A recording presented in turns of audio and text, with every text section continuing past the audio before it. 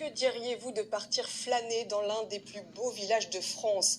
Cet exigeant label a été décroché il y a quelques mois par Fontevraud-l'Abbaye dans le Maine-et-Loire, qui espère maintenant décrocher un autre titre, celui de village préféré des Français, dans l'émission de Stéphane Bern. Jérémy Armand, Maxime Jaglin.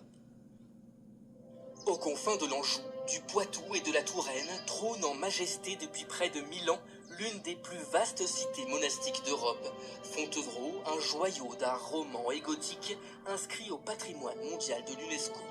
À l'ombre de ce mastodonte de 13 hectares, c'est un village éponyme qui entre à son tour dans la lumière. Fontevraud-l'Abbaye en lice pour être sacré village préféré des Français. Un choix qui coule de source pour ses visiteurs et habitants. Ils ont su allier et l'abbaye et le village, en fait, et donc regrouper les deux ensemble. Donc c'est parfait, ça fait un ensemble. D'abord que c'est un parterre qui semble d'époque, un certain calme malgré une circulation qui passe quand même.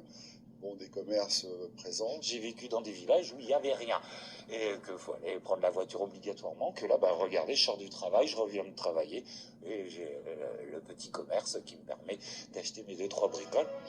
Un dynamisme retrouvé pour ce village pittoresque longtemps éclipsé par son imposante abbaye et qui possède pas moins de 12 monuments historiques. Un patrimoine que la maire a entrepris de valoriser et d'embellir, à l'image de ses maisons en tuffeau fleuries de rosiers de Douai-la-Fontaine. Ce qui est très marquant ici, c'est cette palette de couleurs, ces parfums, et puis cette tranquillité. Ça a consisté déjà vous le constatez, en requalifiant les rues, en faisant de ce centre-bourg une zone de rencontre, c'est-à-dire priorité piéton, priorité cycliste. Ce décor de carte postale lui a récemment permis de décrocher le label Plus beau village de France, un écrin privilégié pour l'abbaye chère à Aliénor d'Aquitaine.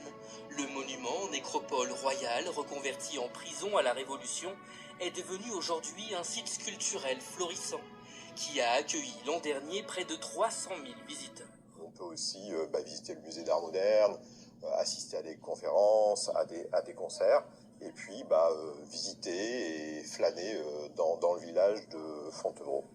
Un village où le patrimoine est aussi immatériel. Soyez les bienvenus à la société de boules de fort des Tilleuls, sur le terrain pantoufles obligatoires pour cette variante angevine de la pétanque. Plus qu'une tradition à Fontevraud, une institution depuis plus de 130 ans.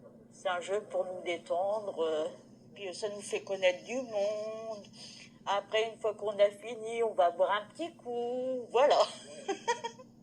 Le village de Fontevraud met également en valeur ses nombreux artisans d'art.